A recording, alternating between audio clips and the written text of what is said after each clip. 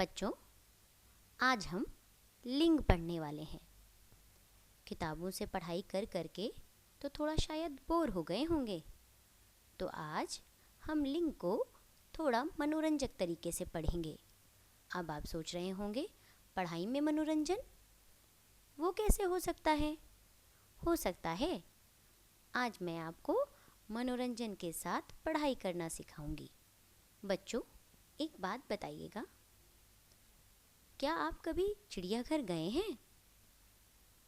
अगर गए हैं तो ज़रूर आपने वहाँ बहुत मज़े किए होंगे, और अगर नहीं गए तो परेशान होने वाली कोई बात नहीं।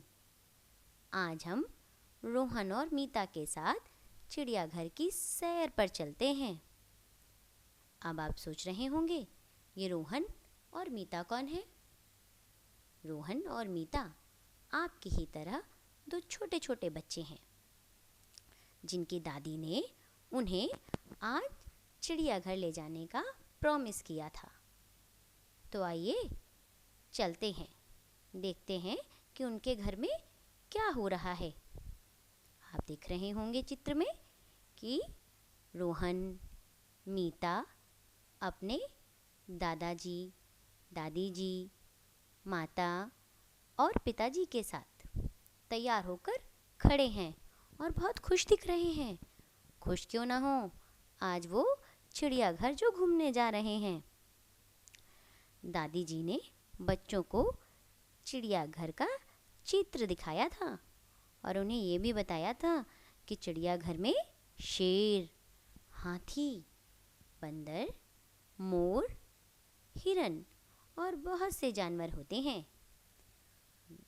आप भी बहुत खुश हो गए होंगे ना ये सब जानवरों के चित्र देखकर, है ना? तो चलिए अब चलते हैं। अब वे सब चिड़ियाघर आ गए हैं। रोहन और मीता गाड़ी से उतरकर देखते हैं कि बहुत से लोग चिड़ियाघर के अंदर घूम रहे हैं। कुछ लोग चिड़ियाघर के अंदर जा भी रहे हैं। अब वे लोग चिड़ियाघर के अंदर जाते हैं। रोहन और मीता के साथ उनकी सहेली और उनकी माताजी भी आई हैं। वे अंदर जाते हैं, बहुत से जानवरों को देखते हैं और खूब मज़े करते हैं। इस चित्र में देख रहे हैं ना कि रोहन के दादाजी कहाँ हैं? शायद वो बच्चों के लिए कुछ खाने पीने का सामान लेने गए हैं। चित्र में देखिए, वो क्या देख रहे हैं? जानवरों को देख रहे हैं और बहुत खुश हो रहे हैं। बच्चों, कैसा लगा आपको चिड़ियाघर घूमकर? बहुत मज़ा आया होगा। चलिए अब हम थोड़ी पढ़ाई की बात करते हैं, है ना? अच्छा तो लगा होगा, तो अब पढ़ाई भी तो ज़रूरी है। अब हम जानते हैं कि कहानी में कुछ विशेष शब्दों का प्रयोग किया गया है, जैसे माता, पिता, दादी, दादा, रोहन और मीता। चित्र में देखिए, मीता, दादी जी, दादाजी, मम्मी, रोहन और पिताजी दिखाई दे रहे हैं। अब जाइए जानते हैं ये शब्द क्या कहलाते हैं। जितने भी शब्द कहानी में आए हैं वो किसी न किसी लिंग के बारे में बताते हैं। तो अब हम जानते हैं कि लिंग क्या होता है। संज्ञा शब्द के जिस रूप से उसके स्त्री जाति या पुरुष जाति के होने का पता चले या पता चलता है, उसे हम लिंग कहते हैं। अब हम जानते हैं कि स्त्री जाति या पुरुष जाति। स्त्री जाति में कौन से शब्द आते हैं और पुरुष जाति में कौन से शब्द आते हैं? स्त्री जाति को और पुरुष जाति को जानने के लिए हमें लिंग के भेदों को जानना पड़ेगा। लिंग के कितने भेद होते हैं, कौन से भेद होते हैं, उनके नाम क्या होते हैं, है ना? उनको जानने के लिए हम पढ़ते हैं। लिंग के कितने भेद होते हैं? 2 भेद होते हैं। पहला भेद होता है पुल्लिंग और दूसरा भेद होता है स्त्रीलिंग।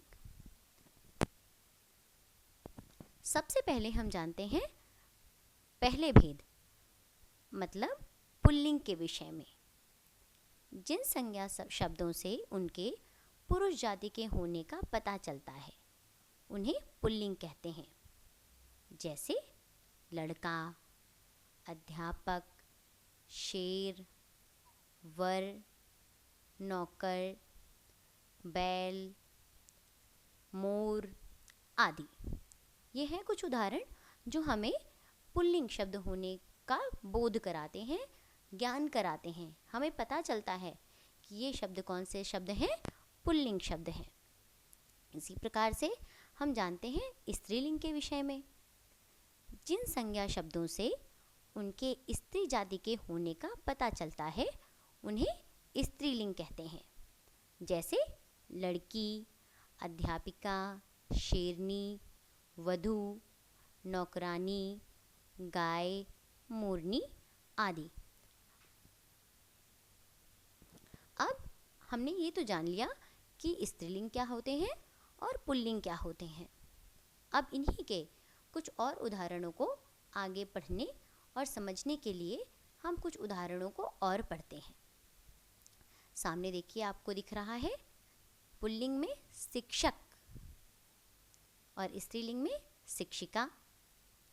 राजा का स्त्रीलिंग रूप है रानी, मामा, मामी, बेटा, बेटी, नाना, नानी, पुत्र, पुत्री, दादा, दादी, मुर्गा, मुर्गी, घोड़ा, घोड़ी, चाचा, चाची, सेठ, सेठानी। ऐसा लगता है कि अब तक आपको पुल्लिंग और स्त्रीलिंग के विषय में बहुत कुछ समझ में आ गया होगा। तो चलिए अब आगे हम कुछ अभ्यास भी करते हैं। नीचे मैंने आपके अभ्यास के लिए कुछ शब्द लिख कर रखे हैं। अब सबसे पहले तो पहचानिए कि वो शब्द कौन से हैं और उन शब्दों को पहचान कर उनका लिंग बदल कर लिखिए। ये अभ्यास आपको करना है और मुझे कमेंट बॉक्स में डालना है। अगर कोई परेशानी आती है इन अभ्यास के शब्दों को करने में तो आप मेरी सहायता ले सकते हैं। आप अपनी परेशानी मुझे कमेंट बॉक्स में डाल सकते हैं।